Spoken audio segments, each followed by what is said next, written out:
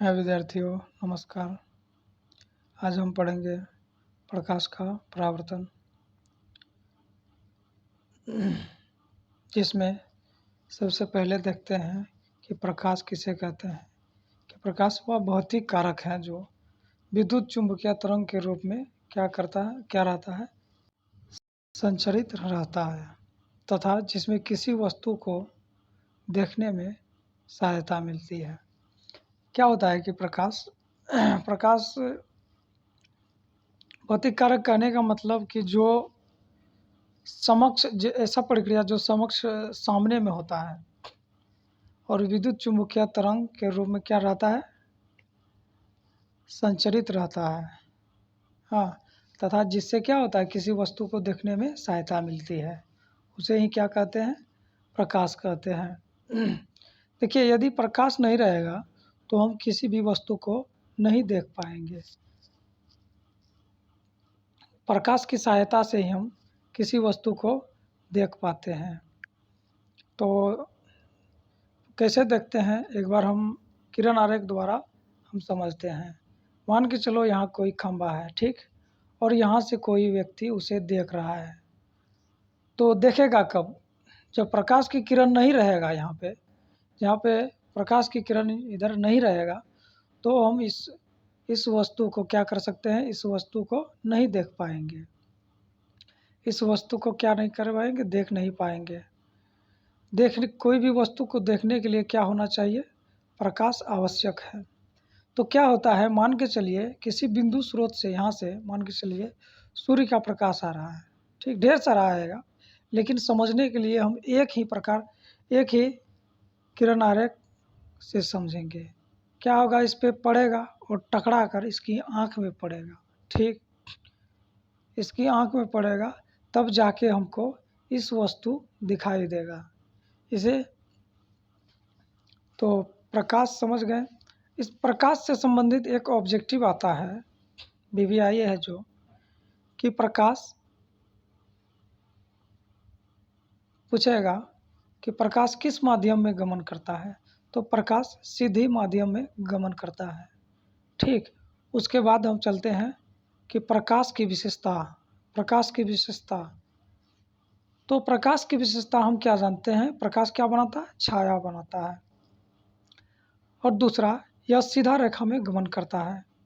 निर्वात में प्रकाश की चाल कितना होता है, 3 गुना 10⁸ मीटर पर सेकेंड होता है। मतलब 1 सेकेंड में 3 गुना 10⁸ मीटर क्या करती है, गमन करता है प्रकाश।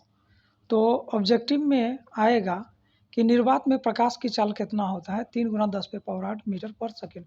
कभी कभी क्या होता है, किलोमीटर में भी पूछ देता है। तो किलोमीटर में निकालने के लिए क्या होता है, किलोमीटर में निकालने के लिए जो मैथ में अच्छा है वो आराम से निकाल लेगा किलोमीटर में। यहाँ मीटर में है, हम जानते हैं कि 1000 मीटर बराबर क्या होता है, कि 1000 मीटर बराबर 1000 मीटर बराबर 1 किलोमीटर होता है, 1 किलोमीटर होता है, ठीक। तो इसी से हम क्या निकाल लेंगे, किलोमीटर में, इसी से क्या निकाल लेंगे हम, किलोमीटर में निकाल सकते हैं ऐसे ही। चलिए देखते हैं निकाल के, क्या कहता है। जैसे कि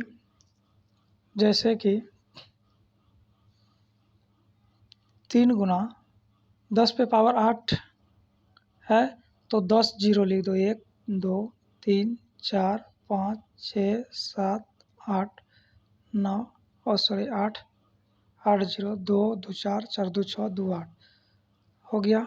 और उसके बाद बट्टे में हम 1000 मीटर से भाग कर देंगे, तो ये 3 जीरो से 3 जीरो खलास हो जाएगा।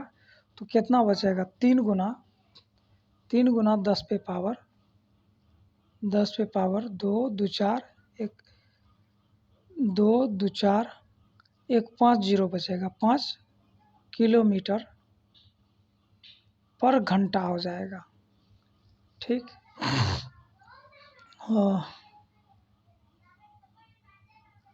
पर घंटा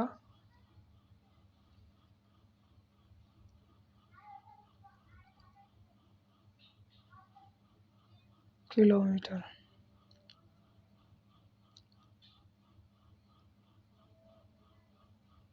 घंटा नहीं, सेकेंड होगा, सेकेंड, सेकेंड दे देना, ठीक।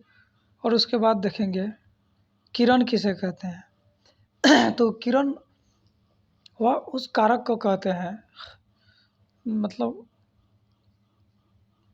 प्रकाश की पथ की दिशा को ही क्या बोलते हैं, किरण कहते हैं।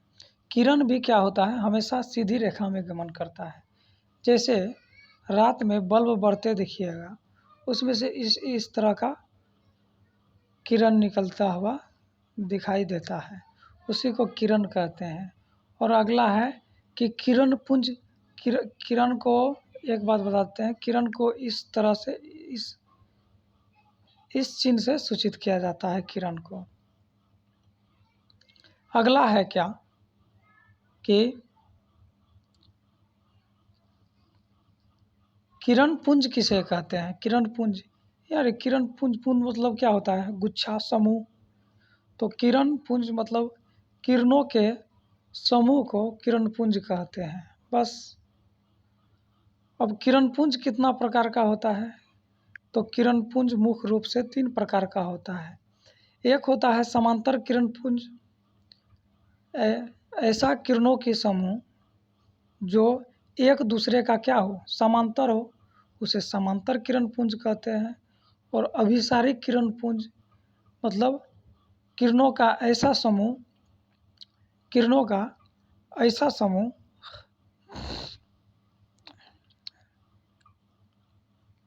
और सॉरी, एक बार इसके मतलब क्या देख लेते हैं कि अभिसारी किरण पुंज को संश्रित किरण पुंज भी कहा जाता है।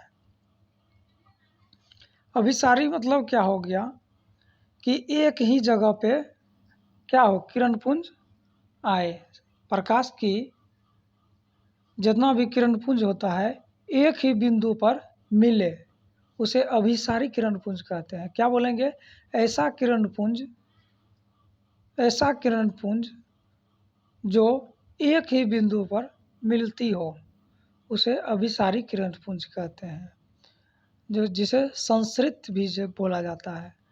अपसारी या असंश्रित किरण पुंज, ऐसा किरण पुंज जो, ऐसा किरण पुंज जो एक बिंदु से निकलकर फैलती हुई चली जाती है, अपसारी किरण पुंज कहलाता है। अभी मतलब एक जगह आना और अप मतलब एक जगह से फैलाकर फैलती हुई चली जाना। तो हम समझेंगे अभी तीनों के बारे में किरण आरेख द्वारा। समांतर किरण पुंज क्या होता है कि जैसे देख लो, समांतर ऐसे ऐसे ऐसे एक दूसरे का क्या है, सब एक दूसरे का समांतर होगा, समानांतर। जैसे एक बात बताते हैं, समांतर किसे कहते हैं, जैसे ट्रेन का पटरी देखे होंगे, ट्रेन का पटरी सभी जगह क्या होता है, समान होता है। ऐसा नहीं कि कहीं ज़्यादा गैप रहता है और कहीं कम गैप रहता है। उसी को समांतर कहा जाता है, उसी को समांतर कहा जाता है। तो अभी समझ गए कि समांतर किरणपुंज किसे कहते हैं। तो समांतर किरणपुंज अगर पूछ दिया जाए कि किरणपुंज किसे कहते हैं, कितने प्रकार के होते हैं, तो यह तीनों लिख देना है और डेफिनेशन जो बताएं वह लिख के या किरण आरेख को भी क्या करना है, दर्शा देना है। उसके बाद है क्या, अपसारी किरणपुंज। तो अपसारी किरणपुंज कहने का मतलब कि प्रकाश की किरण एक ही बिंदु पर मिलता है, सारी प्रकाश की सभी किरणें एक ही बिंदु पर क्या होता है, मिलता है। इस तरह से प्रकाश की किरण से एक ही बिंदु पर मिलता है, ठीक है। प्रकाश की किरण पुंज एक ही बिंदु पर मिलता है, उसे अभिसारी किरण पुंज या संश्रित किरण पुंज कहते हैं। अपसारी या असंश्रित किरण पुंज किसे कहते हैं, तो ऐसा किरण पुंज जो एक बिंदु से होकर फैलती हुई चली जाती है, उसे अपसारी किरण पुंज कहा जाता है, उसे अपसारी किरण पुंज कहा जाता है। जैसे एक बिंदु यहाँ से चारों ओर फैलता हुआ चला जाएगा, इस तरह से, इस प्रकार से, इस प्रकार से। तो उसे अपसारी किरणपुंज कहते हैं। ठीक,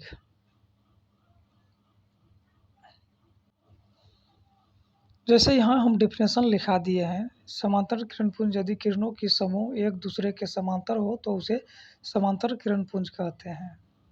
तो अगला चल, यहाँ समांतर किरणपुंज का किरण आरेख भी बता दिए हैं। ठीक, किरण आरेख यहाँ पे बता दिए हैं। ठीक, उतार लेना सब। अगला क्या है, अगला अभिसारी भी बता दिए और यहाँ किरण आरेख भी है कि यदि किरणों की समूह एक ही बिंदु पर मिलती है तो उसे अभिसारी किरणपुंज कहते हैं। अभिसारी किरणपुंज कहते हैं। अपसारी किरणपुंज किसे कहते हैं कि यदि किरणों की समूह एक बिंदु से होकर फैलती हुई चली जाए तो उसे अपसारी किरणपुंज कहते हैं। ठीक, ये गलत है, इसका यहाँ कर देते हैं, थोड़ा इस तरह का होगा, इस तरह का बना लेना। अपसारी किरणपुंज यदि किरणों की समूह एक ही बिंदु से विभिन्न दिशाओं में निकले तो उसे अपसारी किरणपुंज कहते हैं। ठीक, चलते हैं आगे। आगे है प्रकाशीय वस्तु। प्रकाशीय वस्तु मतलब क्या, जिस वस्तु से प्रकाश उत्सर्जित हो उसे प्रकाशीय वस्तु कहते हैं। प्रकाशीय वस्तु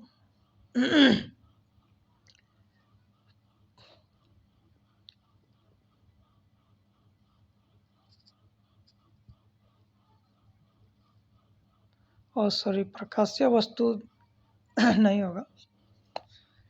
प्रकाशीय वस्तु जिस वस्तु से होकर प्रकाश क्या हो जाए, इस पार से उस पार हो जाए, उसे प्रकाशीय वस्तु कहते हैं।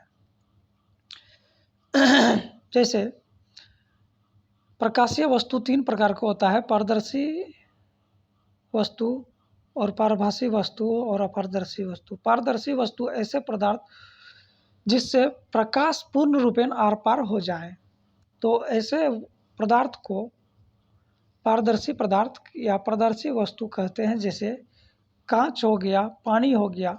इससे क्या होता है कि प्रकाश क्या होता है, इससे क्या होता है कि प्रकाश इस पार से उस पार हो सकता है। जैसे इधर से प्रकाश का लाइट आ रहा है तो इस पार से उस पार हो जाएगा। इसे प्रकाशीय वस्तु कहते हैं। जिसे क्या कहते हैं, प्रकाशीय वस्तु कहते हैं। तो प्रकाशीय वस्तु कितना है, तीन, पारदर्शी, पारभासी और अपारदर्शी। पारभासी कहने का मतलब कि ऐसा प्रकाशीय वस्तु जिससे होकर प्रकाश की किरण अंशतः आर पार हो जाए, पूर्ण रूपेण नहीं, अंशतः, मतलब प्रकाश के कुछ अंश ही क्या हो सके, इस पार से उस पार जा सके, इस पार से उस पार जा सके, प्रकाश की कुछ अंश ही इस पार से उस पार जा सके, उसे प्रकाशीय पारभासी वस्तु कहते हैं। और अपारदर्शी वस्तु किसे कहते हैं कि ऐसा वस्तु जिससे प्रकाश की किरण थोड़ा भी नहीं इस पार से उस पार, मतलब प्रकाश की कुछ अंश भी नहीं इस पार से उस पार हो सके, उसे अपारदर्शी पदार्थ कहते हैं। जैसा कि इसमें हम बता दिए हैं, पारदर्शी में क्या हो जाएगा पारभासी में कि क्या सब हो जाएगा, घिसा कांच, बटर पेपर, तेल लगा कागज, गोंद, गंदा पानी इत्यादि क्या होता है, पारभासी पदार्थ होता है। तो ऑब्जेक्टिव में आने का संभावना है ये सब। अपारदर्शी पदार्थ या वस्तु ऐसा पदार्थ या वस्तु जिससे होकर प्रकाश की किरण पार नहीं हो सके। अपारदर्शी पदार्थ जैसे लकड़ी, ईंट, पत्थर, दीवार, मकान, दुकान, जो भी कहना कह सकते हैं। हम, आप, तुम, वह सब, हम लोग आदमी से प्रकाश की किरण इस पार उस पार हो सकता है, नहीं। अब देखते हैं प्रकाशीय माध्यम। प्रकाशीय माध्यम क्या होता है, जिस माध्यम में क्या करता है, प्रकाश गमन करता है, मतलब जिस माध्यम में प्रकाश क्या कर सके, उसके अंदर जा सके, उसे प्रकाशीय माध्यम कहेंगे। मान के चलो यह क्या है, कांच का शैली, तो इसमें क्या होगा, प्रकाश इस पार से उस पार जा सकेगा, तो इसे प्रकाशीय माध्यम हम बोल सकते हैं। प्रकाशीय माध्यम, जिस प्रकाश जिस माध्यम में गमन करती है उसे प्रकाशीय माध्यम कहते हैं। तो प्रकाशीय माध्यम के प्रकार यही हम देखेंगे। प्रकाशीय माध्यम के प्रकार जो होता है वह दो प्रकार का होता है। एक होता है समांगी माध्यम, दूसरा होता है विसमांगी माध्यम। समांगी माध्यम क्या होता है कि ऐसा माध्यम जिसमें ताप, दाब एवं घनत्व प्राकृतिक प्रत्येक स्थान पर क्या हो, सामान्य हो।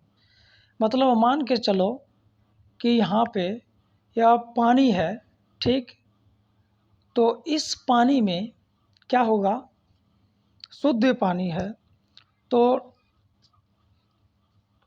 पानी का संकेत क्या होता है, H2O होता है। तो यह शुद्ध पानी में हर जगह पे क्या होगा कि हर जगह पे H2O ही पाया जाएगा, हर जगह H2O ही पाया जाएगा, हर जगह। तो इसे समांगी बोल देंगे। मतलब इसमें क्या होता है, सभी जगह का तापमान भी बराबर होगा, दाब भी बराबर होगा, घनत्व भी बराबर होगा, और इसकी प्राकृतिक भी क्या होगा कि समान होगा, तो इसे समांगी बोल सकते हैं। ठीक, जैसे क्या हो जाता है, साफ हवा, कांच, स्वच्छ पानी इत्यादि समांगी माध्यम हो गया। और अगर विसमांगी माध्यम का बात करें तो इसमें मान के चलो हम कि इसमें गंदा पानी मिला दिए, तो कहीं क्या होगा, H2O तो हर जगह रहेगा, लेकिन क्या होगा कि बीच बीच में कहीं पे धूल कण रहेगा। मान के चलो बालू मिला देंगे, रेत मिला देंगे इसमें, तो कहीं रहेगा कहीं नहीं रहेगा। नीचे पेंदी में बालू रहेगा, ऊपर पानी रहेगा, मतलब शुद्ध तो नहीं रहेगा, लेकिन ऊपर से नीचे तक का तो अशुद्ध रहेगा। तो विसमांगी कहीं कहीं पे पानी का मात्रा ज़्यादा, कहीं पे कंकड़ का मात्रा ज़्यादा, तो हो जाएगा यह विसमांगी माध्यम, इसको हम बोल सकते हैं। तो ऐसा बोलेंगे ऐसा माध्यम जिसमें ताप, दाब, घनत्व एवं प्राकृतिक प्रत्येक स्थान पे असमान हो, उसे विसमांगी माध्यम कहते हैं, या असमांगी माध्यम भी कहते हैं। ठीक, तो चलते हैं आगे। जैसे हो गया धुआं, गंदा पानी, कोहरा इत्यादि। ठीक, तो चलते हैं आगे की ओर।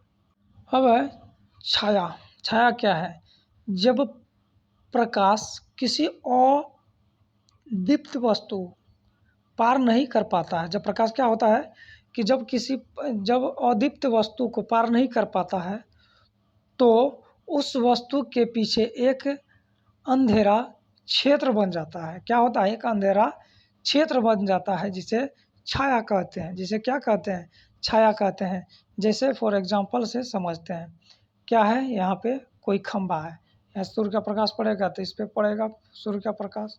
ठीक, तो क्या होगा, एक मतलब ये अदीप्त वस्तु है, हाँ, तो इसका एक छाया यहाँ बन जाएगा, अंधेरा यहाँ छा जाएगा, यहाँ अंधेरा छा जाएगा, जिसे छाया बोल देंगे हम। अदीप्त वस्तु मतलब क्या कहने का मतलब, अदीप्त मतलब कहने का मतलब, दीप्त मतलब क्या होता है, जलता हुआ, और अदीप्त मतलब जो नहीं जलता है। तो अदीप्त मतलब ऐसा वस्तु जिससे प्रकाश उत्सर्जित न हो, किंतु प्रकाश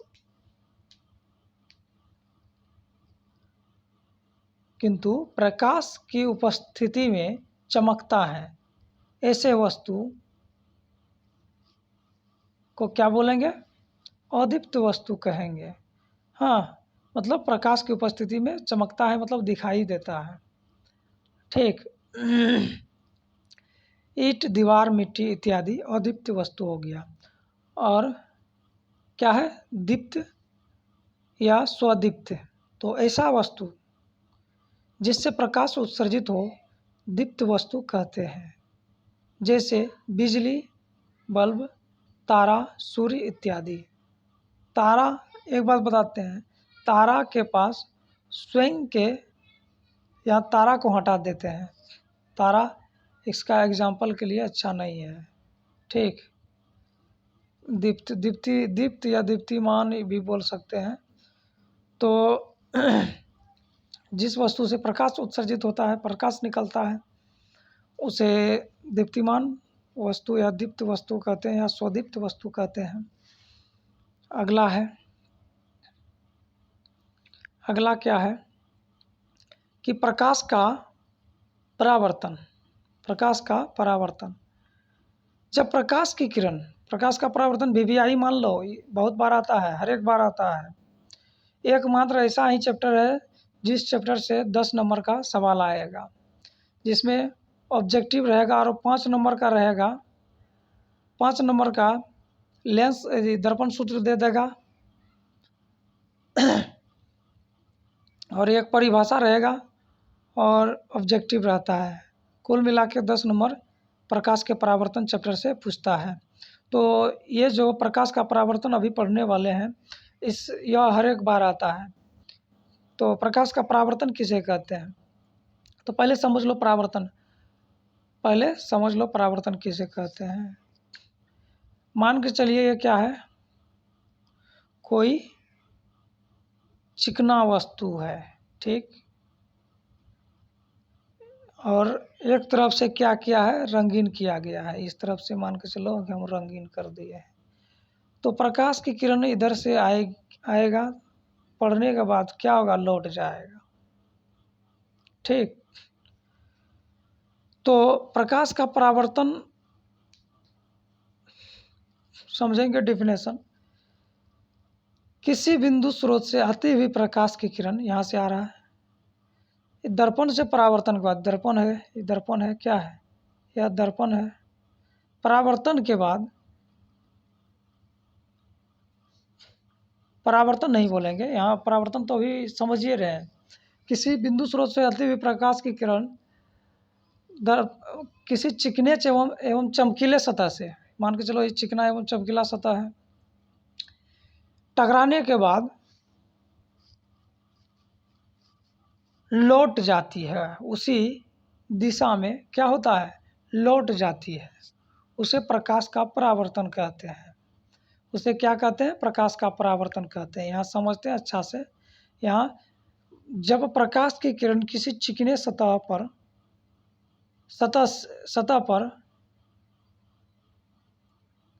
पड़ती है, अरे यहाँ तो मिस्टेक से गलती लिखा गया, कुछ छूट गया है, गलती तो लिखाया नहीं है।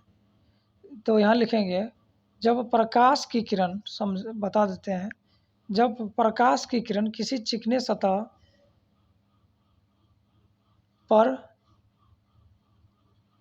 चिकने, और यहाँ पर को काट देना, जब प्रकाश की किरण किसी चिकने सतह से, पूरे को काट देना, से रखना, पूरे से टकराती है तो वह टकराकर लौट जाती है। इसी प्रक्रिया को या इसी घटना को प्रकाश का परावर्तन कहते हैं। तो इतना लिख के, ठीक है, इतना लिख के और इस फिगर को बना देना है। तो इस फिगर को बनाने के लिए हम समझा देते हैं। ठीक, मान के चलो कि यह कोई चिकना सतह है और इधर से प्रकाश की किरण आ रही है, ठीक, और आने के बाद इस पे पड़ा और टकरा के लौट गया क्या हुआ, लौट गया, ठीक, और इसके बीचों बीच एक अभिलंब डाल दिए जो प्रकाश की किरण आती है उसे आपतित किरण कहे नाम दे देंगे, और जो टकरा के लौट जाती है उसका नाम परावर्तित किरण दे देंगे। और बीच में जो डाल दिए आपतित किरण और परावर्तित किरण के बीच में जो डाल दिए लंब, उसे अभिलंब डाल कह देंगे। और बोल देंगे कि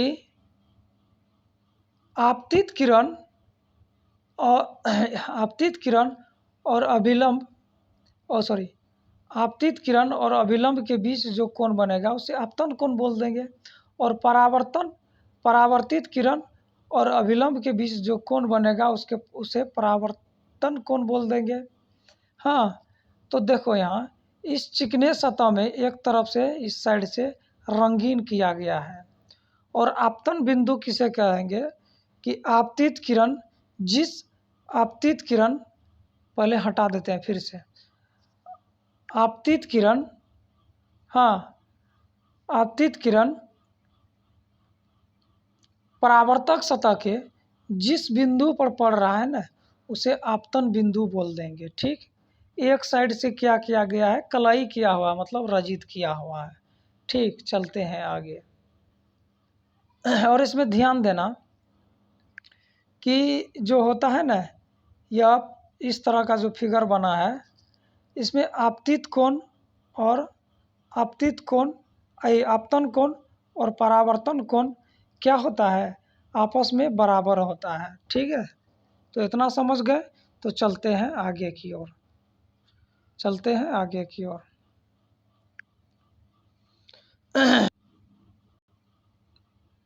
पीछे जो बात समझाएं सारा बात हम क्या कर दिए हैं, इसमें लिख दिए हैं।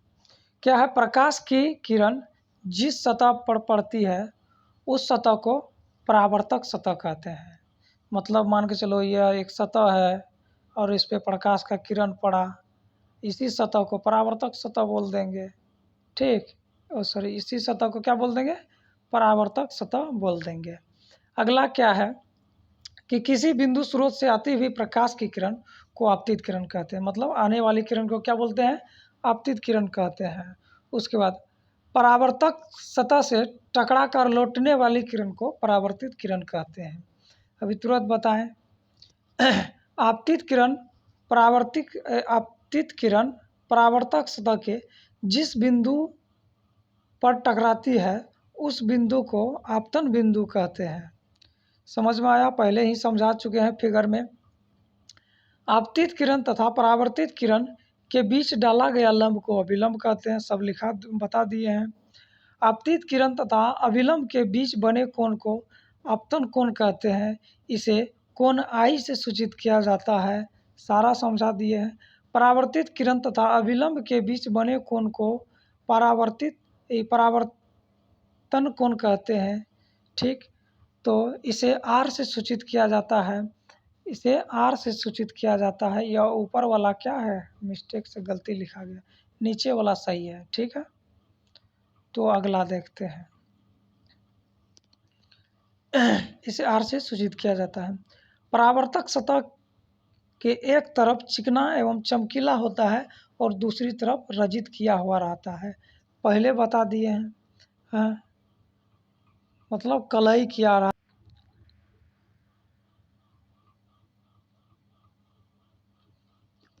परावर्तन के प्रकार, तो परावर्तन के जो प्रकार होता है वह दो प्रकार का होता है। एक नियमित, देखिए कभी कभी क्या होता है कि क्वेश्चन में पूछ देता है परावर्तन के कितने प्रकार के होते हैं। हाँ, लिखे तो क्या कर देता है कि परावर्तन के मतलब प्रकाश के परावर्तन के नियम को ही लिख देता है कि आपतित किरण, परावर्तित किरण तथा आपतन बिंदु पे डाला गया लंब तीनों एक ही तल में होते हैं।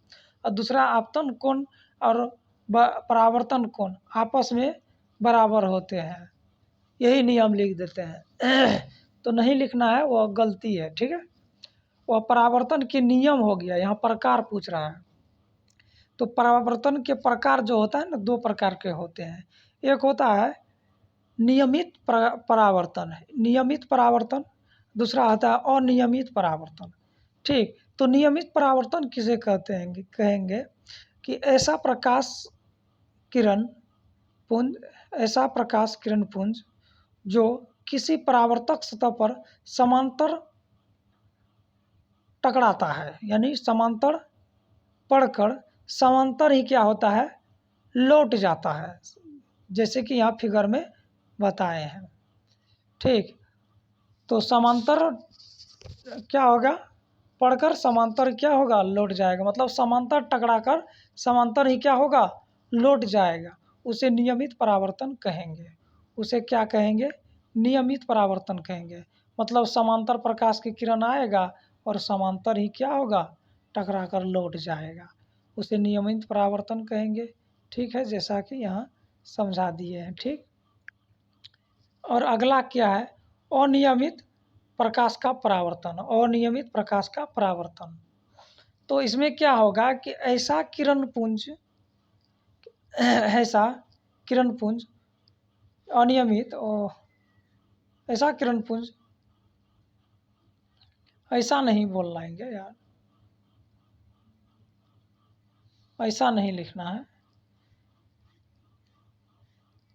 ऐसा नहीं लिखना है जब किरण पुंज, ऐसा लिखना है जब। इसमें भी कर लेना जब, अच्छा लगता है देखने में। जब जब जब किरण पुंज किसी, हाँ जब लिख देना, जब, ऐसा नहीं, जब जब किरण पुंज, हाँ ठीक, अच्छा रहेगा। और इसमें भी कर लेना, इसमें भी जब, इसमें भी क्या कर देना है, जब कर देना है,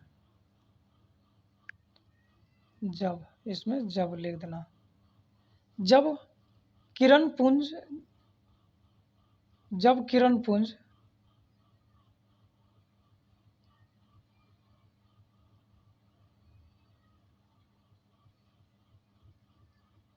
जब किरण पुंज, जो को काट देना, जब किरण पुंज किसी परावर्तक सतह पर समांतर पड़कर समांतर नहीं गुजरती हो, उसे अनियमित परावर्तन कहते हैं। ठीक, उसे अनियमित परावर्तन क्या कहते हैं। क्या होता है कि हम यह नोट्स जो तैयार करते हैं, रात में तैयार करते हैं, इसलिए थोड़ा दिक्कत होता है। दिन में ड्यूटी करते हैं और रात में हम नोट्स तैयार करते हैं, और रात में ही हम क्या करते हैं, पढ़ाते हैं, तो थोड़ा इधर उधर हो जाता है। ठीक, तो आगे चलेंगे तो क्या होगा, क्या बोला, जब प्रकाश ऐसा, जब प्रकाश की किरण पुंज, हाँ, समांतर परावर्तित हो और असमांतर क्या हो, गुजरती हो, तो उसे अनियमित परावर्तन कहेंगे, उसे अनियमित परावर्तन कहेंगे। ठीक, वहाँ गलती हो जाएगा, लेकिन पढ़ाने, अगला क्या है, वहाँ गलती होगा, मतलब नोट्स तैयार करने में गलती होगा, लेकिन पढ़ाते समय सब सही कर देंगे। अब देखो यहाँ कहता है परावर्तन के नियम, प्रकाश के परावर्तन के नियम, वहाँ प्रकार पढ़े थे, यहाँ प्रकाश के परावर्तन के नियम पढ़ रहे हैं, तो दोनों में आसमान धरती का फर्क है। नहीं कि उसका इसमें लिख देना, इसका उसमें लिख देना, वो नियमित और अनियमित प्रकार था, यहाँ नियम है। ठीक, तो ये प्रकाश के परावर्तन के भी दो नियम होते हैं। क्या होते हैं, प्रकाश के परावर्तन के भी कितने नियम होते हैं, तो दो नियम होते हैं। तो पहला नियम क्या कहता है कि आपतित किरण और परावर्तित किरण तथा आपतन बिंदु पे डाला गया लंब तीनों एक ही तल में होता है। तो समझा देते हैं तीनों कैसे एक तल में होता है। ठीक, एक ही समतल में होता है या एक ही तल में होता है। तो मान के चलो कि यह कोई परावर्तक सतह हो गया। ठीक, तो इस पे क्या होगा, प्रकाश किरण इस प्रकार आएगा, टकरा कर इस तरह से क्या होगा, लौट जाएगा, टकरा कर लौट जाएगा, और इसमें डाला गया लंब, यहाँ अभिलंब डाल दिए। ठीक, तो क्या होगा कि आपतित किरण, परावर्तित किरण और ये अभिलंब तीनों ही एक ही तल में होता है। ठीक, तो एक नियम हो गया। दूसरा नियम कहता है, दूसरा नियम देखो यहाँ क्या कहता है, आपतन कोण तथा परावर्तन कोण आपस में बराबर होते हैं। तो आपतन कोण और परावर्तन कोण आई और आर आपस में बराबर होता है, यहाँ समझा दिए हैं। ठीक, आपस में क्या होता है, बराबर होता है। तो दो हो गया दो नियम।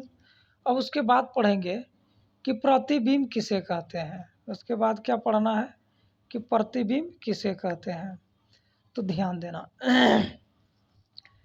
तो प्रतिबिंब मतलब इमेज, तो क्या होता है प्रतिबिंब, किसी बिंदु स्रोत से आती हुई प्रकाश किरण, हम समझाएंगे, किरण आरेख द्वारा समझाएंगे।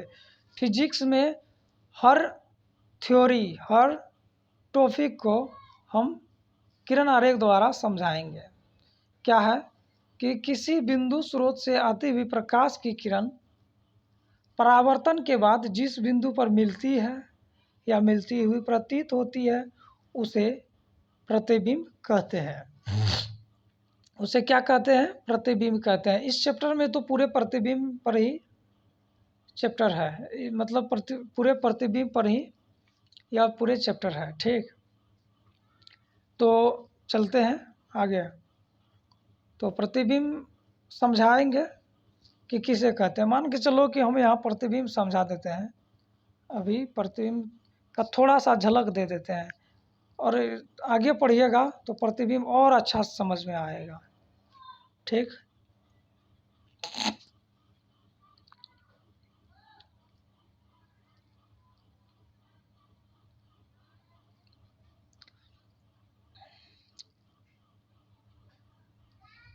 क्या होगा कि मान के चलो कि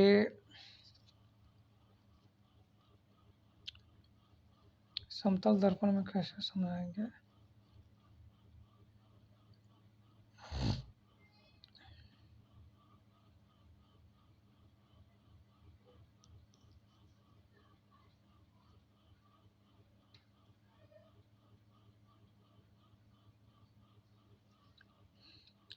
चलो आगे समझेंगे, नहीं तो थोड़ा सा झलक हम बता देते हैं प्रतिबिंब का। मान के चलिए कोई, रुकिए, हम सोच रहे थे कि आगे समझाएंगे लेकिन यहीं पर समझाना पड़ेगा। मान के चलिए ये कोई दर्पण है और इस दर्पण का नाम आगे जानेंगे कौन दर्पण कहते हैं। इस दर्पण को हम अवतल दर्पण बोलते हैं। ठीक, तो यह मुख फोकस होता है। ठीक,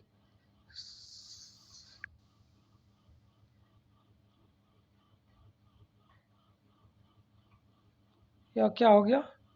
मुख अक्ष हो गया, ये मुख अक्ष हो गया। ठीक, और यहाँ पे कोई वस्तु है और इससे एक प्रकाश की किरण इस पर टकराएगा, दूसरा क्या होगा? फोकस से गुजरेगा। नियम होता है, नियम बताएंगे आगे। ठीक, फोकस से गुजरेगा। और दूसरा क्या होगा? फोकस से गुजारेंगे तो इसके समांतर गुजर जाएगा। और ये दोनों जो कि जहाँ पे कट गया, दोनों प्रकाश की किरण यहाँ कटा तो यहीं पे क्या बन गया? प्रकाश। यहीं पे बन गया प्रतिबिंब, यहाँ बन गया प्रतिबिंब। ठीक, तो चलते हैं आगे। प्रतिबिंब के प्रकार। प्रतिबिंब दो प्रकार का होता है, एक होता है वास्तविक प्रतिबिंब, दूसरा होता है काल्पनिक प्रतिबिंब। तो वास्तविक प्रतिबिंब किसे कहते हैं? वास्तविक प्रतिबिंब किसे कहते हैं? किसी बिंदु स्रोत से आती हुई प्रकाश की किरण।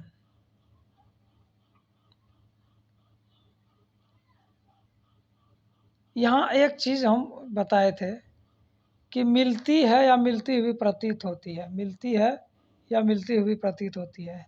तो आगे यहाँ समझ में आ जाएगा मिलती है क्या और मिलती हुई प्रतीत क्या होता है। ठीक, जिसको वास्तविक किरण प्रतिच्छेद करता है उसे वह मिलती हुई, और जिसको काल्पनिक किरण आरेख प्रतिच्छेद करता है मतलब काटता है उसे मिलती हुई प्रतीत करती है, उसे ही हम बोलेंगे। आगे देख लेते हैं, अच्छा समझ लेंगे।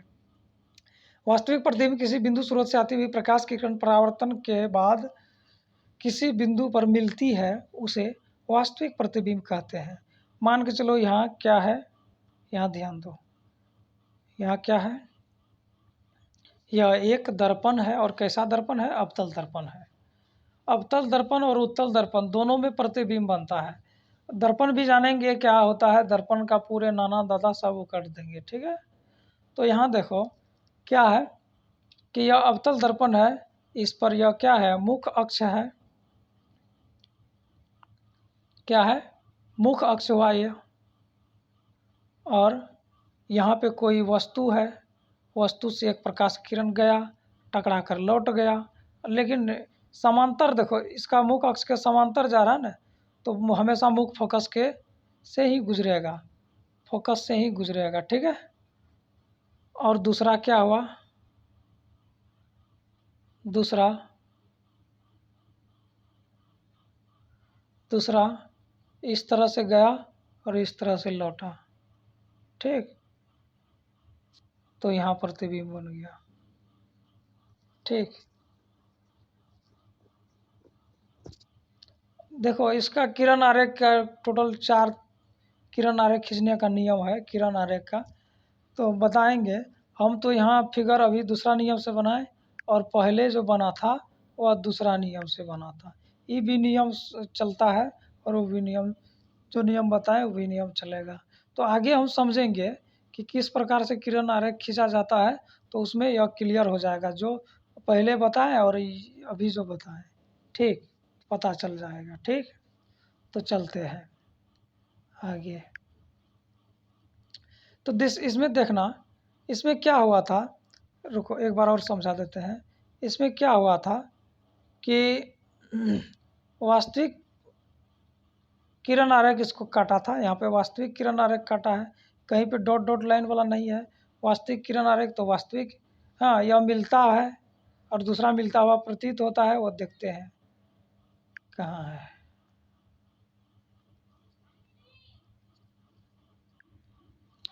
काल्पनिक प्रतिबिंब, काल्पनिक प्रतिबिंब क्या है?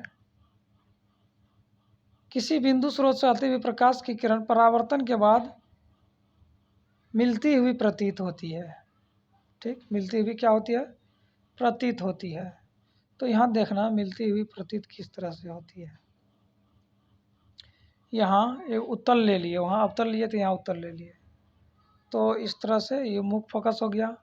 यहाँ कोई वस्तु है, इस पे प्रकाश की किरण टकरा कर क्या हुआ, इस दिशा में लौट गया। टकरा कर क्या हुआ, इस दिशा में लौट गया। और ये लग रहा है क्या कि इधर कहीं दूसरा जगह जा रही है। दूसरा क्या होगा, दूसरा क्या हो गया, दूसरा भी इस तरह से टकरा कर इधर लग रहा है लौट गया, ठीक। टकरा कर लौट गया दूसरा प्रकाश किरण। तो एक लग रहा है कहाँ कि यहाँ मिल रहा है।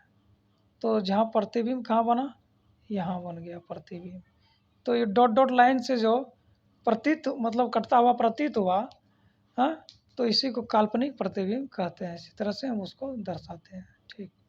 आगे चलते हैं। अब विचलन कोण पढ़ना है। विचलन कोण किसे कहते हैं? सब वीवीआई है। अब प्रकाश के परावर्तन के बाद जितना भी चीज़ आया है सब क्या है, सब वीवीआई है, सब वीवीआई है, ठीक। और इसमें बहुत सारा ऑब्जेक्टिव, मतलब इसको ठीक से पढ़िएगा आप, तो इसमें बहुत सारा ऑब्जेक्टिव मतलब आया होगा, जितना अभी तक में पढ़ाए होंगे बहुत सारा ऑब्जेक्टिव आया होगा। काल्पनिक और वास्तविक से हम ऑब्जेक्टिव को समझाने का प्रयास भी करेंगे, ठीक है। तो यहाँ विचलन कोण क्या होता है, किसे कहते हैं? वास्तविक किरण तथा परावर्तित किरण के बीच बना कोण को विचलन कोण कहेंगे। वास्तविक किरण क्या बोलेंगे और परावर्तित, और वास्तविक किरण हम अभी समझेंगे वास्तविक किरण क्या होता है, ठीक। तो यहाँ क्या है, एक समतल है, इस पे प्रकाश का विकिरण पड़ा, ऐसे लौट गया और लग क्या रहा है, या इसको जाना किधर चाहिए था, इधर। तो यही तो हो गया वास्तविक किरण। वास्तव में इसको जाना चाहिए था इधर। हाँ, तो हम क्या बताएं कि परावर्तित किरण और वास्तविक किरण के बीच जो कोण बना है उसी को विचलन कोण कहते हैं। कितना विचलित हुआ है,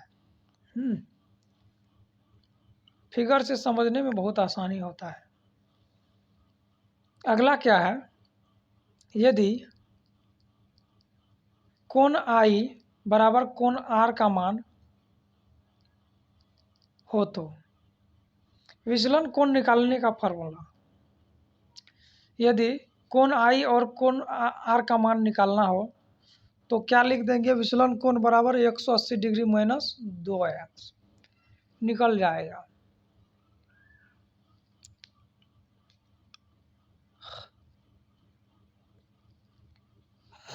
विचलन कोण का मान निकल जाएगा। अब यहाँ समझा देते हैं विचलन कोण का मान कैसे निकालेंगे। मान के चलिए ये क्या है, ध्यान से देखना। मान के चलिए कि ये क्या है, समतल है। और इस समतल, एक समतल पर कितना डिग्री कोण बनता है, 180 डिग्री का बनता है। और ये कोण आई और कोण आर क्या है, दोनों आपस में बराबर होगा। और जितना ई होगा उतने नहीं ई होगा, ठीक। तो ई हो गया 30, तो ई भी हो जाएगा 30, ई 45, तो ई भी 45। तो ध्यान देना इसमें क्या हो सकता है कि यदि 30-30 60 हो गया दोनों मिला के, तो पूरे 180 डिग्री में हम इस 60 को घटा देंगे तो निकल जाएगा मान 2 गुना। तो x का जो वैल्यू होगा वह कोण का वैल्यू रखेंगे, x का वैल्यू, ठीक। चलते हैं आगे। यदि परावर्तक सतह के सापेक्ष, दूसरा फॉर्मूला, यदि परावर्तक सतह के सापेक्ष कोण बना रहा हो, मतलब परावर्तक सतह के सापेक्ष कोण बना रहा हो, मतलब इस पे के साथ आपतित किरण ये बोले या परावर्तित किरण, दोनों में से कोई भी कोण बना रहा हो, तब इस तरह का कोण अगर दिया रहेगा तब जाके कैसे मान निकालेंगे, तब जाके क्या करेंगे, दूसरा फार्मूला से इसका मान निकाल, तब जाके हम क्या निकालेंगे, तब डायरेक्ट लिख देंगे हम विचलन कोण बराबर 2x, मान निकल जाएगा विचलन कोण। अगला है वास्तविक प्रतिबिंब की विशेषता और काल्पनिक प्रतिबिंब की विशेषता। तो पूछ देगा कि वास्तविक प्रतिबिंब और काल्पनिक प्रतिबिंब में अंतर स्पष्ट करें या लिखे, तो इस प्रकार से लिख देना है। हाँ, एक तरफ वास्तविक प्रतिबिंब की विशेषता, दूसरी तरफ काल्पनिक प्रतिबिंब की विशेषता लिख देंगे और पूरा पूरा नंबर मिलेगा, ठीक। तो हम दोनों को अलग अलग करके लिख दिए हैं। तुम एक साथ इस तरह का लाइन खींच के, एक तरफ वास्तविक प्रतिबिंब, दूसरी तरफ काल्पनिक प्रतिबिंब लिख के क्या कर सकते हैं, इसको लिख सकते हैं। वास्तविक प्रतिबिंब क्या होता है कि हमेशा पर्दा पे उतारा जा सकता है, ठीक। वास्तविक प्रतिबिंब को क्या कर सकते हैं, पर्दा पे उतार सकते हैं। और वास्तविक प्रतिबिंब परावर्तक सतह के आगे बनता है, मतलब मान के चलो कि यह कोई दर्पण है और यहाँ कोई चीज़ है, तो इस चीज़ का प्रतिबिंब जो बनेगा, मतलब इस परावर्तक सतह के क्या बनेगा, आगे ही बनेगा, जिधर वस्तु रहेगा उधर ही बनेगा। हाँ, या तो इतना दूरी में बीच में बन सकता है, या तो आगे में भी इधर भी बन सकता है वस्तु के, या तो अनंत पर भी बन सकता है, ठीक। तो अगला है वास्तविक प्रतिबिंब प्रकाश की किरण को अभिसारी करके बनाता है। अभिसारी कहने का मतलब कि वास्तविक प्रतिबिंब प्रकाश की किरणों को अभिसारी करके बनाता है, मतलब इकट्ठा करके बनाता है, मोड़ के एक जगह लाता है। वास्तविक प्रतिबिंब जब बनता है तो प्रकाश की किरण जो होता है ना, एक ही मतलब मोड़ के एक ही जगह पे मिलती है, तब जाके वास्तविक प्रतिबिंब बनता है, ठीक। उसके बाद है वास्तविक प्रतिबिंब हमेशा सीधा होता है। क्या होता है, वास्तविक प्रतिबिंब हमेशा सीधा होता है। हाँ, और इसी का उल्टा हम यहाँ करके लिखे हैं।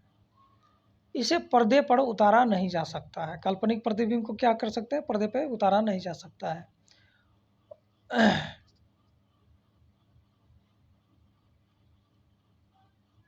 पर्दे पे उतारा नहीं जा सकता है। वास्तविक प्रतिबिंब परावर्तक सतह के पीछे बनता है। सॉरी, यहाँ वास्तविक लिख दिए, यहाँ काल्पनिक होगा बाबू, काल्पनिक कर लेना, यहाँ काल्पनिक कर लेना, यहाँ भी काल्पनिक कर लेना, काल्पनिक सब में वास्तविक काल्पनिक प्रतिबिंब काल्पनिक प्रतिबिंब परावर्तक सतह के पीछे बनता। प्रतिबिंब जो बनता है काल्पनिक प्रतिबिंब, वह किसी भी परावर्तक सतह यानी दर्पण के पीछे बनता है। और काल्पनिक प्रतिबिंब प्रकाश की किरणों को अपसारी करके बनाता है। वास्तविक काल्पनिक प्रतिबिंब हमेशा उल्टा होता है। काल्पनिक क्या होता है? काल्पनिक जो होता है वह सीधा होता है। काल्पनिक क्या होता है? सीधा होता है, या सीधा लिख लेना। और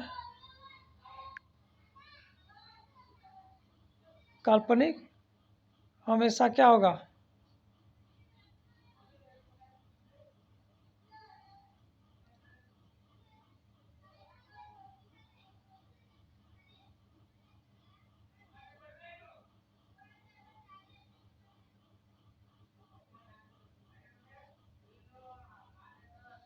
काल्पनिक प्रतिबिंब उल्टा होगा।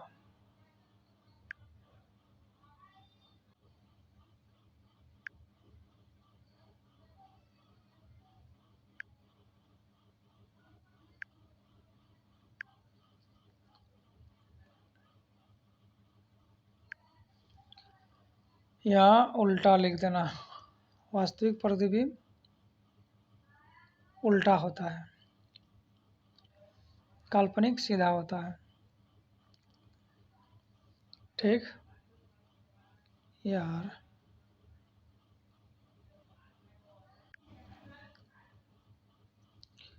वास्तविक प्रतिबिंब उल्टा बनता है और काल्पनिक प्रतिबिंब हमेशा सीधा बनता है।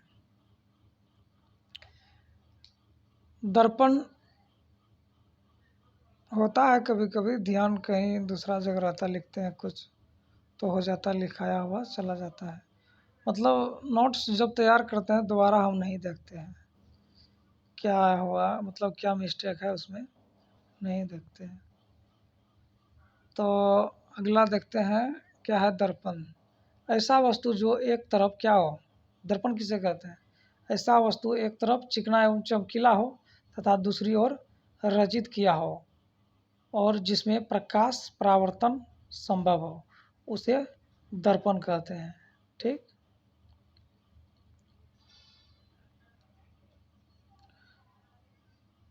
वीडियो बहुत लंबा हो गया, चलेंगे, मिलते हैं अगला वीडियो में। धन्यवाद।